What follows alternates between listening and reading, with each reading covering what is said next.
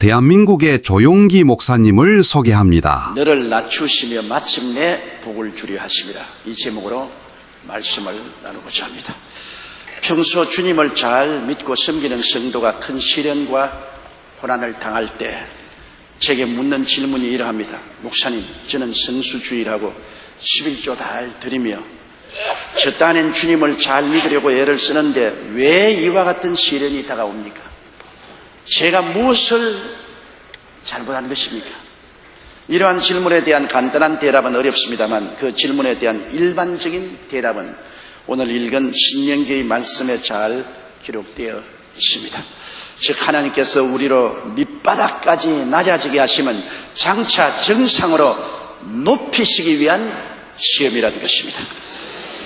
여러분, 모세와 이스라엘 백성이 당한 일을 생각해 보면 이 사실을 잘 알 수 있습니다.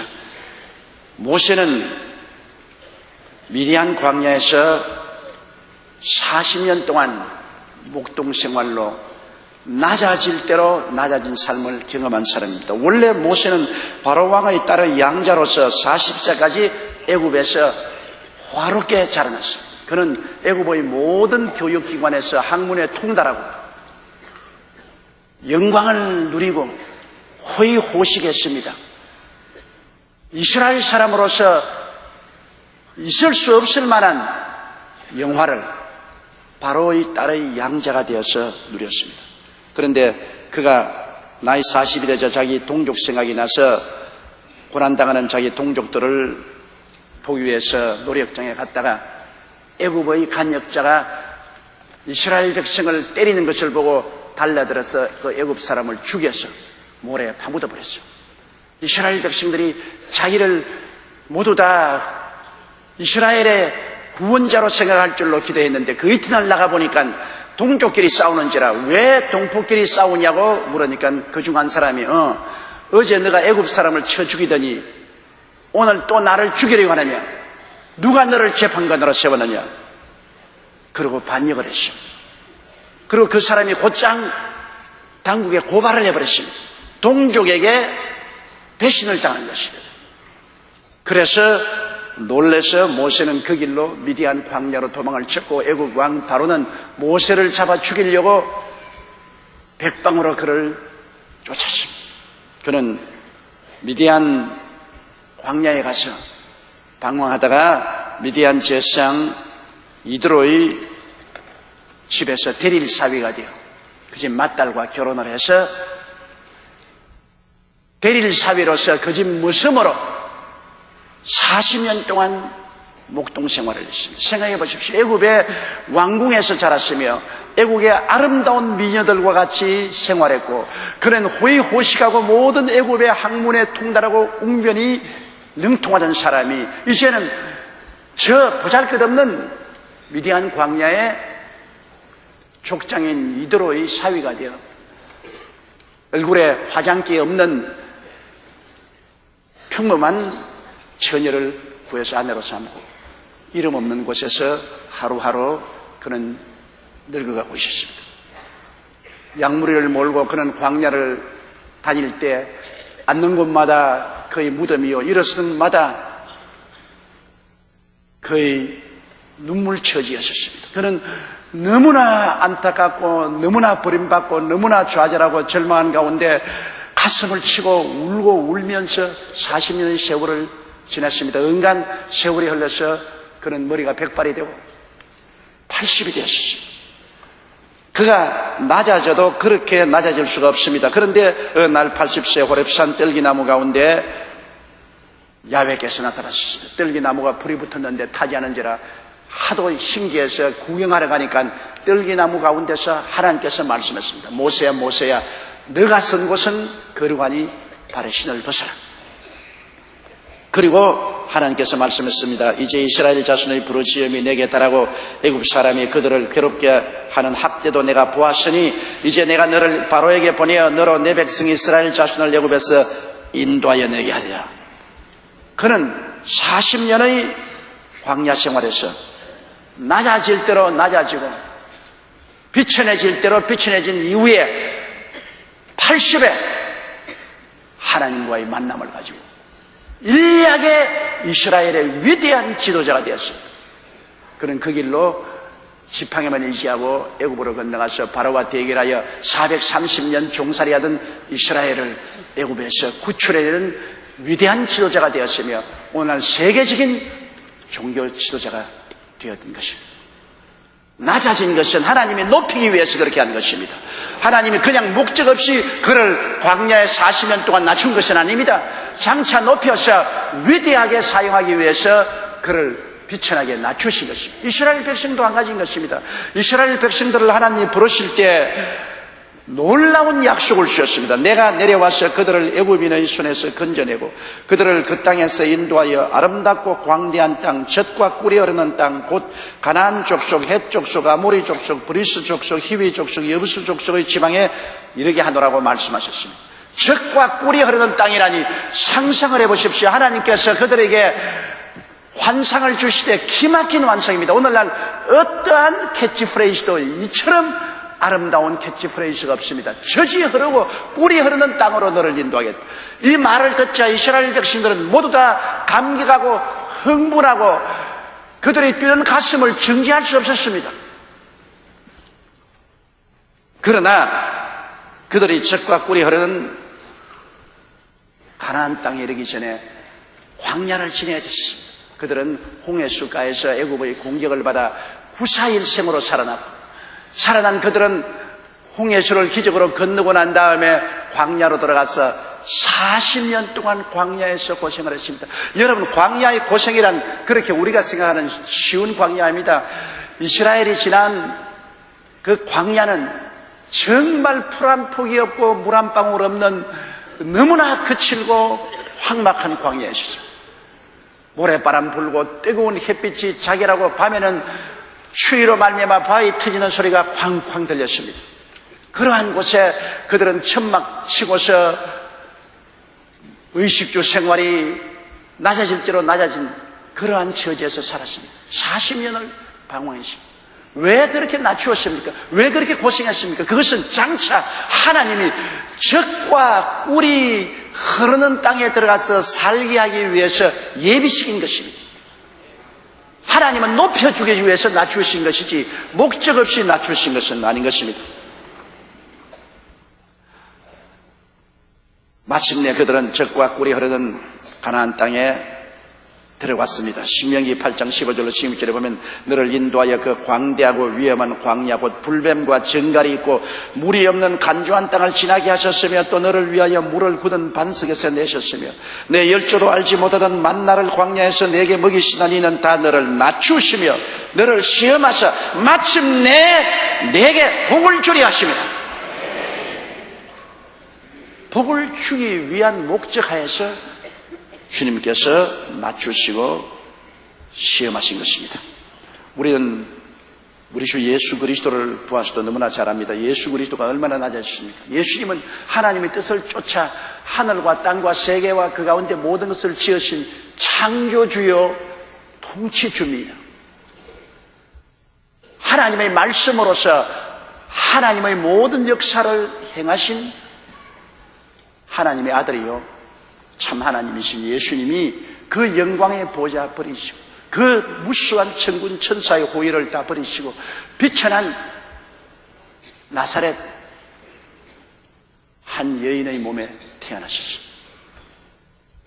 그는 우리 사람과 같이 10달 동안 어머니 뱃속에 있었고 어린아기로 태어나서 의지 없이 어머니의 품에서 어머니의 젖을 빠는 참 하나님이 순수한 사람이 되어서 오셨습니다. 그리고 그는 이 세상에서 수고하며 살았었습니다. 양아버지 요셉의 목공장에서 함께 목공일을 하면서 그는 성장했었습니다. 그리고 그가 30세에 하나님의 때가 오매 부르심을 받아 요단강에서 세례 받으시고 성령으로 충만을 받으시고 40일 40야 금식하신 후 3년 반 동안 공생에는 그야말로 고난의 연속에 있었습니다. 산과 들에서 주무시고 풍찬 노숙을 하시면서 그는 살아셨고 마침내 유대인들과 로마 사람들의 공무에 잡혀서 십자가에 처참하게 못 박여 죽으셨습니다. 하나님이 낮아진 것을 보십시오. 어떻게 하나님이 인생으로 낮아진 것도 어마어마한 일인데 극악한 강도가 죽는 그 형에 처해서 십자가에 빨가벗고 양손과 양발에 못이 박히고 처참하게 죽으셨습니까? 주님은 낮아질 대로 낮아진 것입니다. 그러나 이렇게 예수님이 낮아지신 것은 이유가 있습니다.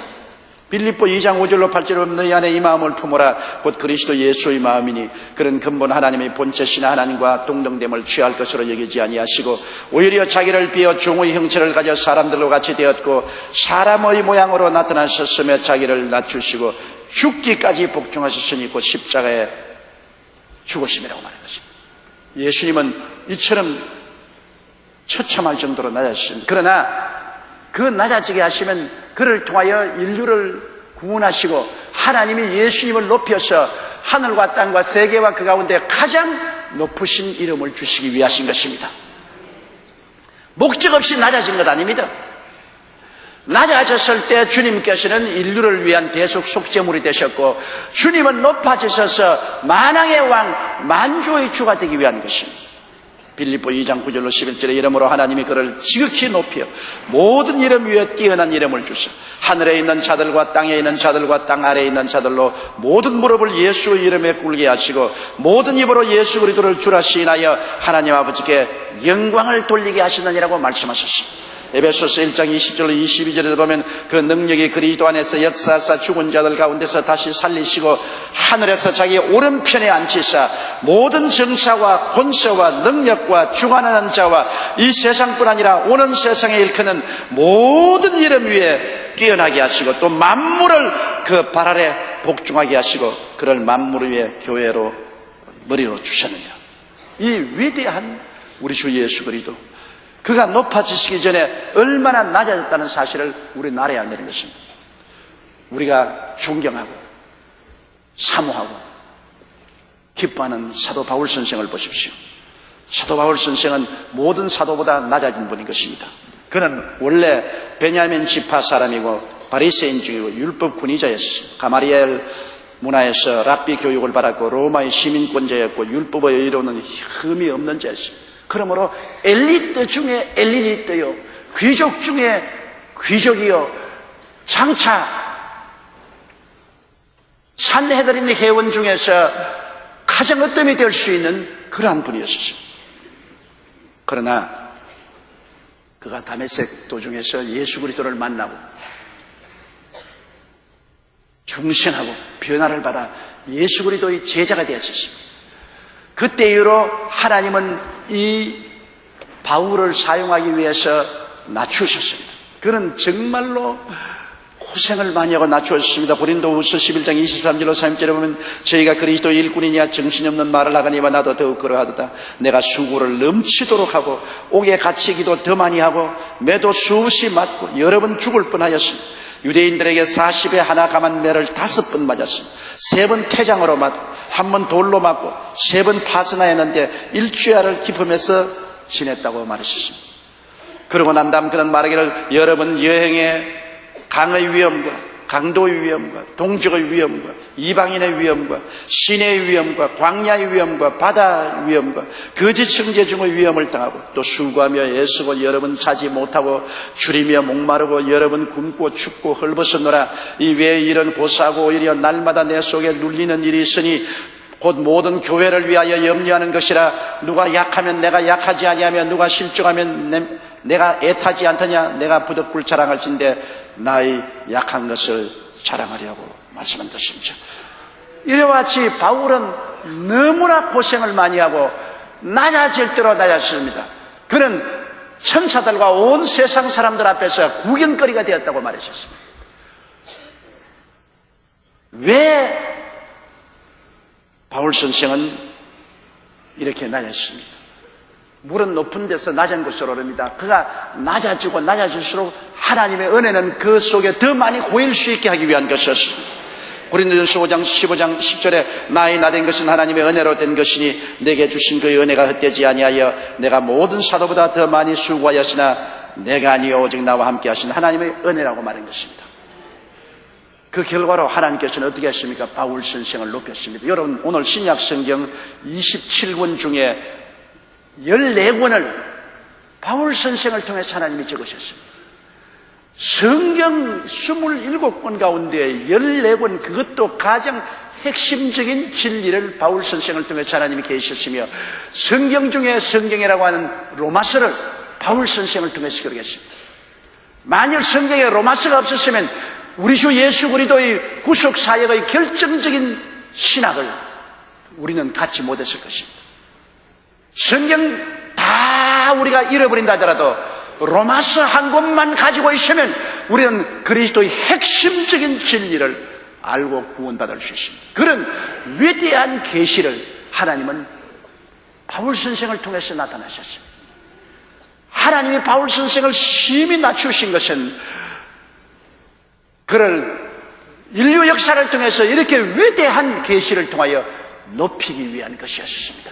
그리고 바울 선생은 하늘나라에 올라가시도 높고 위대한 자리를 얻었을 것이고 그 기대가 넘쳤습니다. 그는 디모데후서 4장 7절로 8절에 내가 선한 싸움을 싸우고 나의 달려갈 길을 마치고 믿음을 지켰으니 이제 우리는 나를 위하여 의의 면류관이 예비되었으므로 주 곧 의로운 재판장이 그날에 내게 주실 것이라는 그러한 담대한 믿음의 기대와 소망을 가질 수가 있었습니다. 그는 고린도후서 4장 11절에 말하기를 우리의 잠시 받는 환난에 경한 것이 지극히 크고 영원한 영광에 중한 것을 우리에게 이루게 한다고 말씀하셨습니다. 고린도후서 12장 10절에 그러므로 내가 그리스도를 위하여 약한 것들과 능력과 궁핍과 핍박과 곤란을 기뻐하노니 이는 내가 약할 때 곧 강함이라고 말하겠습니다. 주님께서 우리를 약하게 하시는 것은 강하게 만들기 위해서 약하게 하는 것이지 약하게 하기 위해서 약하게 하지 않습니다. 낮추신 것은 높이기 위해서 낮추시는 것이지 낮추어서 멸하려고 하시는 것은 아닌 것입니다. 왜 하나님께서 우리를 낮추시니에 높이시겠습니까? 그냥 높이시지 왜 낮추는 기간을 가지시겠어요? 그것은 우리 아집을 깨뜨리기 위한 것입니다. 내 중심이 아닌 주님 중심의 사람으로 만드시기 위한 것입니다. 우리는 아담과 하와의 타락한 성품을 통해서 태어났기 때문에 내 중심의 인간 생활을 살려고 합니다. 아집이 꽉 들어차 있습니다. 이 내 중심의 아집을 무너뜨리고 주님 중심으로 세우기 위해서는 먼저 무너뜨려야 돼요. 여러분, 낡은 건물을 없애고 좋은 건물을 지으려면 먼저 낡은 건물을 폭파해야 돼요. 무너뜨려야 돼요. 그래야 그 자리에 좋은 건물을 짓습니다. 우리를 하나님의 훌륭한 그릇으로 만들기 위해서는 옛 아담의 성품을 깨뜨려야 돼요. 신명기 8장 10절에 또 두렵건대 내가 마음에 이르기를 내 능과 내 손 힘으로 내가 이 재물을 얻었다. 내 능력과 내 손으로 내가 오늘날 승리하고 성공하고 복을 받았다고 이렇게 하는 아집이 인간에게 있습니다. 야고보서 1장 3절로 4절에 이는 너희 믿음의 시련이 인내를 만들어내는 줄 너희가 알미라. 인내를 온전히 이루라. 이는 너희가 온전하고 구비하여 조금도 부족함이 없게 하려면 우리가 깨어지고 변화받고 인내를 가진 신앙인이 되기 위해서 주님께서는 우리를 낮추시는 것입니다. 사람들은 낮아졌을 때 깨어지고 하나님 앞에 손들고 들어옵니다.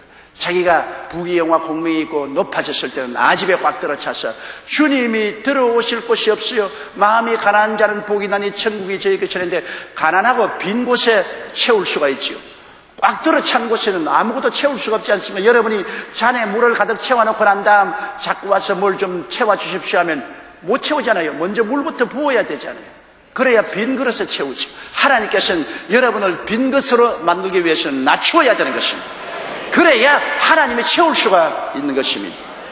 우리 김포성전 원유희 안수 집사와 김경자 권사님의 이야기를 들어보십시오. 14년 전 권사님은 이웃의 전도로 예수님을 믿었습니다. 그러나 남편은 아집이 강해 믿기를 거부했습니다. 자녀들과 남편 구원을 위해서 우리 권사님이 기도를 많이 했는데 어느 날 갑자기 권사님 목에서 피가 넘치더라고요. 뚜렷한 통증은 없고 믿음도 약한 때라 남편 몰래 자기 마음대로 결핵약을 사서 결핵약을 먹었는데 그러나 병은 점점 도해졌습니다.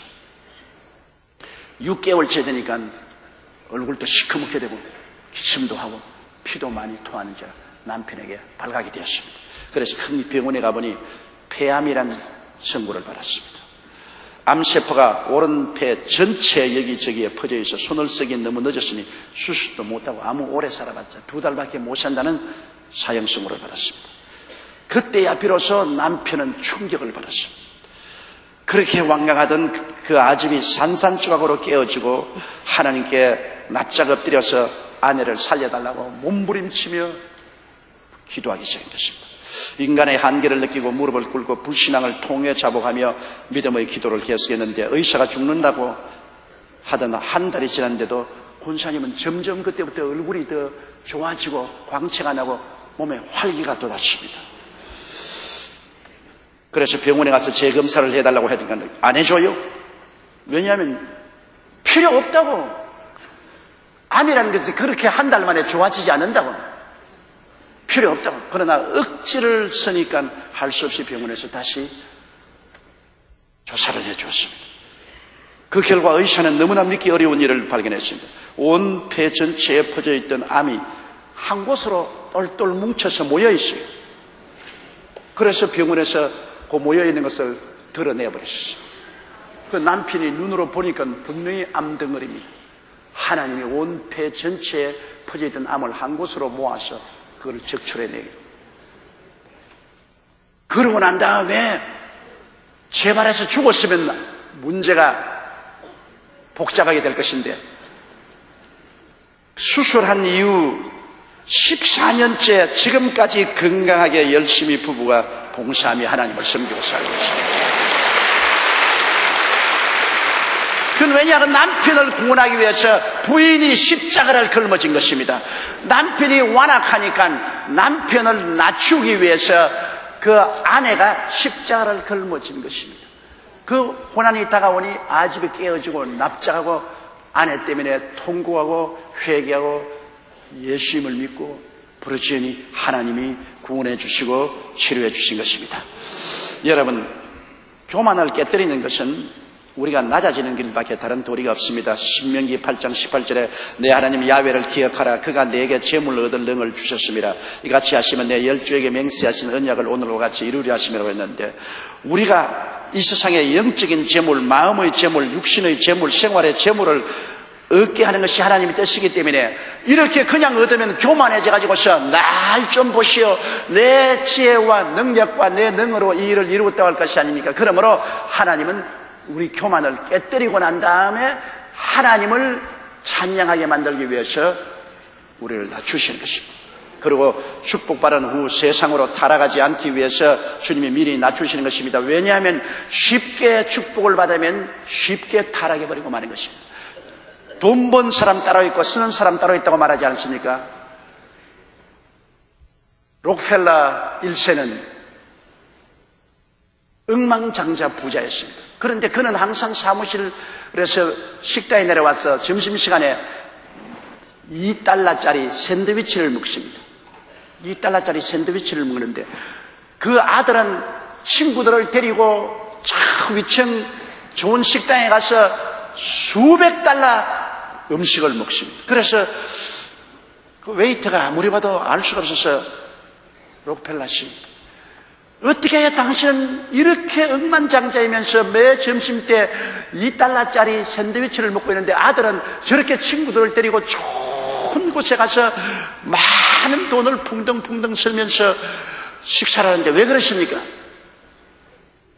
샌드위치를 씹어서 꿀꺽 삼키고 난 다음에 웨이터를 쳐다보고 싱긋 웃으시면서, 이 사람아, 나는 부자 아버지가 없지 않냐?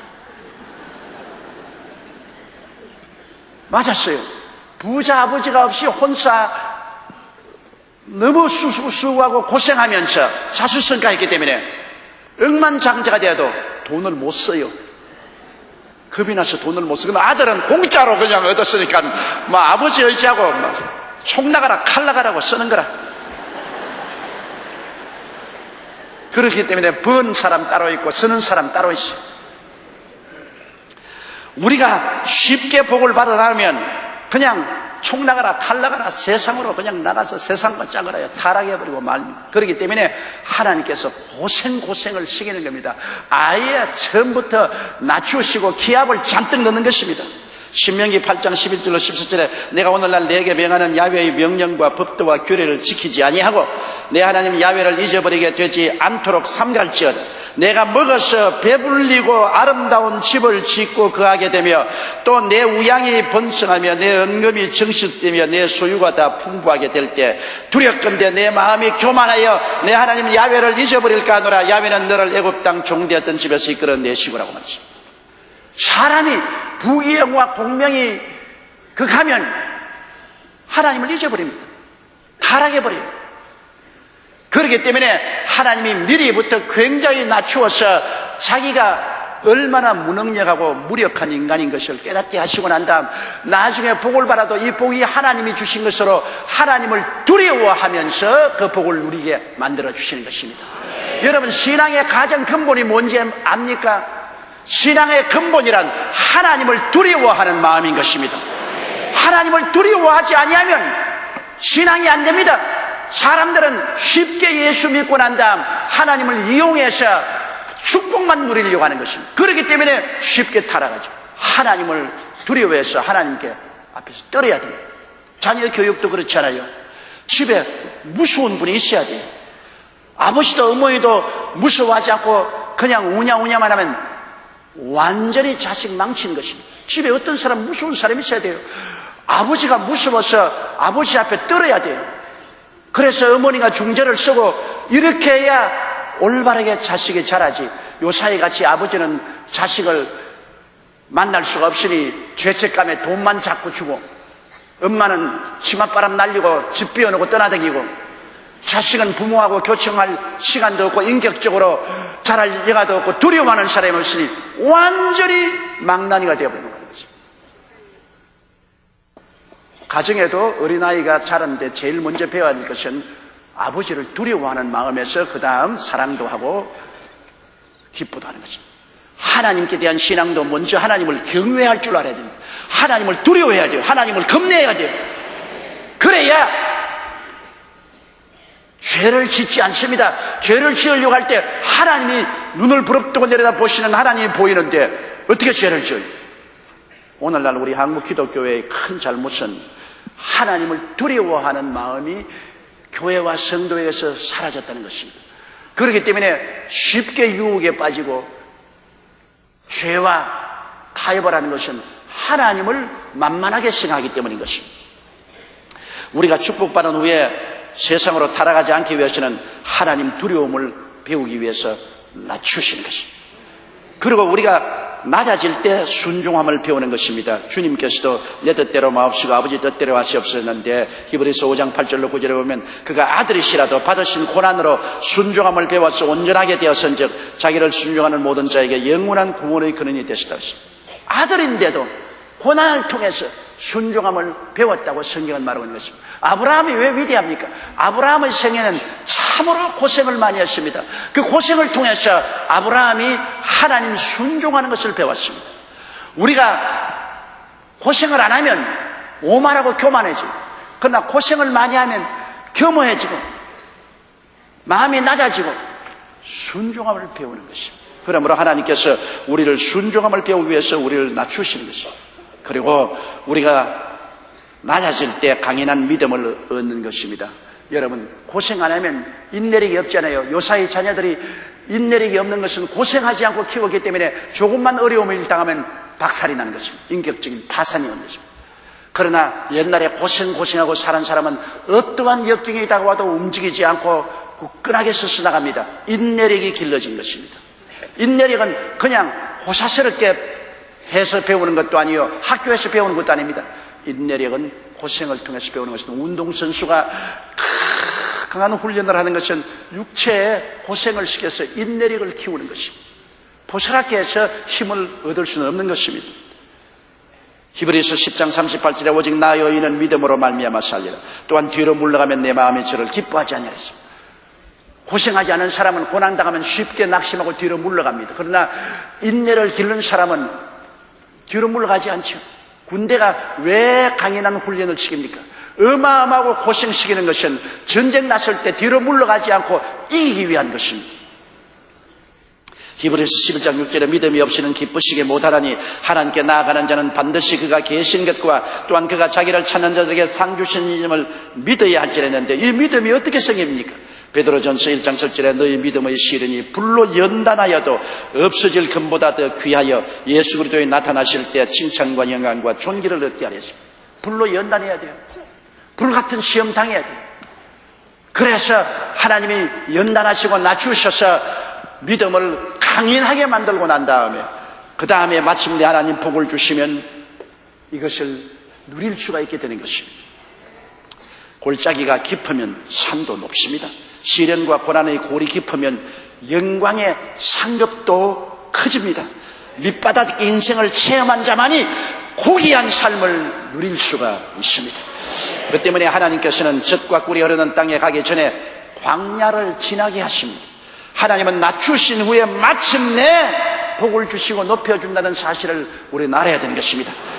낮추심으로 아집을 깨뜨리시고 주님 중심의 사람으로 만들어주시며 교만을 깨뜨려서 겸손한 사람으로 만들어주시고 복을 받은 후에 세상으로 타락하지 않기 위해서 주님께서 시련을 주시며 불순종을 버리고 순종의 사람이 되게 하기 위해서 시련의 불을 통하게 하시며 약한 믿음을 버리고 강인한 믿음을 갖기 위해서 낮추시고 훈련하여 마침내 복 주시고 하나님의 자녀답게 훌륭하게 살도록 만들어주시는 것입니다. 다 같이 고개셔 기도드리겠습니다. 사랑이 많으시고 거룩하신 우리 아버지 하나님, 우리가 주님을 믿고 일생을 사는 동안 크고 많은 일에 낮춤을 당하는 경험을 하옵니다. 하나님 아버지여, 하나님께서 우리를 낮추시면 마침내 높여주시기 위하며 시련을 통하게 한 것은 마침내 복을 주기 위해서 시련을 통하게 하신 것을 알게 하여 주시옵소서. 우리가 낮춤을 받을 때 낙심하지 말게 도와주시옵시고 더욱 회개하고 깨어지고 변화받는 우리들이 되게 도와주시옵소서. 예수님 이름으로 기도드리옵나이다. 아멘. 할렐루야. 아멘. 목사님 감사합니다. 구독과 좋아요는 제작하는 데 힘이 됩니다. 감사합니다.